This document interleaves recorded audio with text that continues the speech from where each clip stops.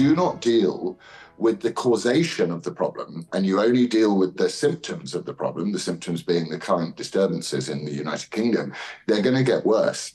And that's just logical. And that, someone would say, oh, that's hate speech or incitement. It's not. It's just pointing out the logical conclusion of not dealing with causation. And the causation is that our border has been open, and we're not a big country like America.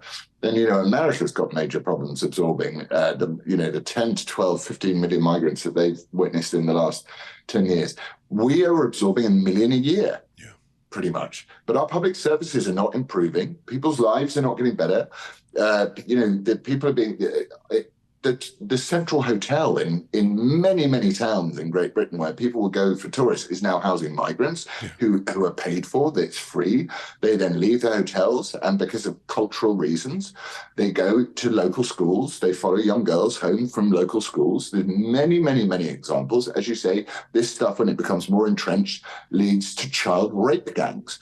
And the British public are absolutely sick to death of it. And Elon Musk has given them a voice. And the problem with that voice is it's enormous. And the government have absolutely no idea what to do with it. Because, as you said, this rally on the 1st and rally on the 27th, the rally on the 27th had 100,000 people. The rally on the 1st had 20,000 people. And the next rally that we're organising, which we're currently in the process of organising, will be attended by millions. And the government will have no idea what to do. I remember the June 1st rally. We had Alexa Laval over there. She actually had a brief message on the stage. 900,000 people were watching concurrently live on Twitter. That was larger than any broadcast of BBC or any other channel at the time. I saw some stats that Tommy Robinson alone is having 50 million views on his tweets while he was just on a family vacation the other day. That's exactly the thing. It's very interesting. The UK has a very vibrant newspaper culture. Fleet Street is a phrase that, it's rambunctious, the tabloid culture, the aggressive competition amongst the tabs is famous. And they do extraordinary things to get a scoop over their rivals. The phone hacking scandal from a while back. These people compete fiercely, and yet they all had identical front pages. All of them, the same photograph of an anti-racist protest, almost word for word the same headline. I've never seen bloodthirsty rivals did they get a memo or something?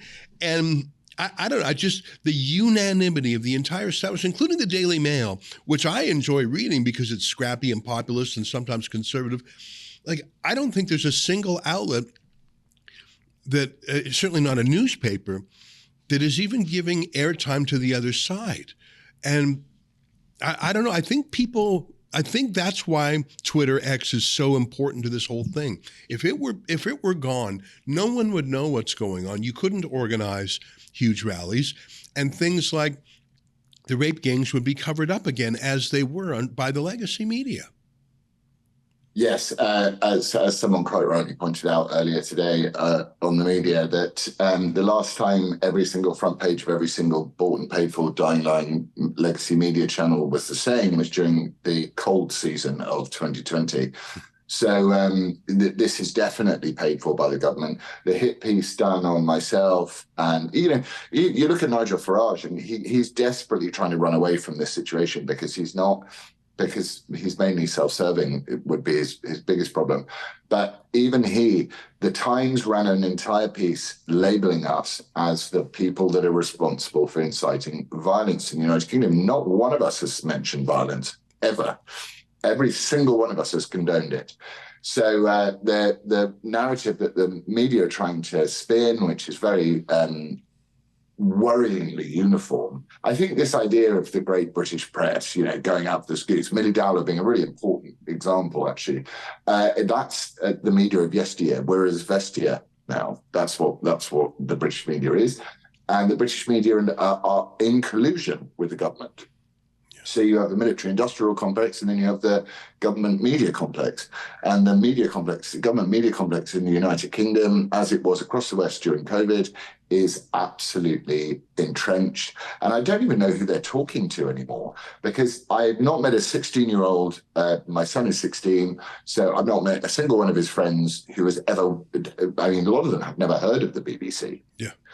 But these new, the phone companies are also sort of slightly colluding, these news notification apps. They're telling you, my youngest son said to me something, he said, what's going on with all the far right people?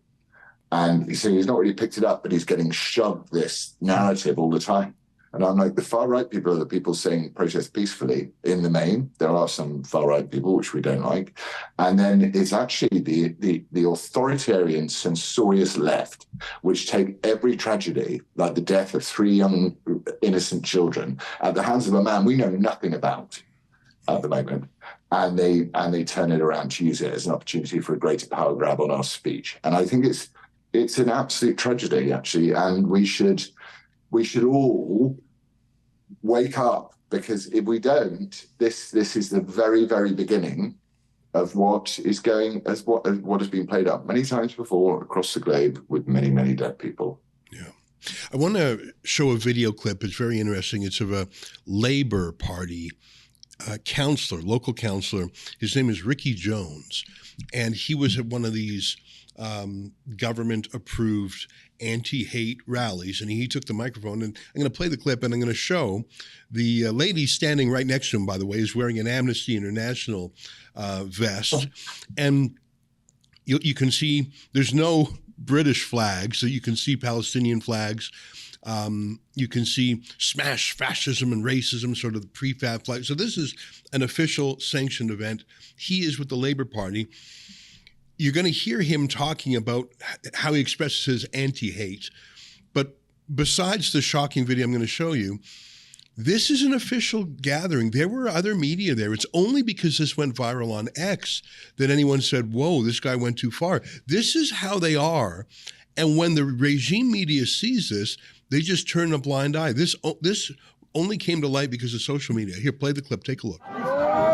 We've got children and women using those trains, destroying the submoralities. They are disgusting, nasty bastards, and we need to cut their throats and get rid of them all. I just want to say thank you all. I'm going to leave it now. And free Palestine! Free Palestine! Free Palestine! Thank you. God bless you all. So the biggest applause line he got was when he said, we need to cut all their throats. And I couldn't quite make it out if in his list of hated people, if Zionist was on the list. I know it has been for some of the other anti-hate rallies.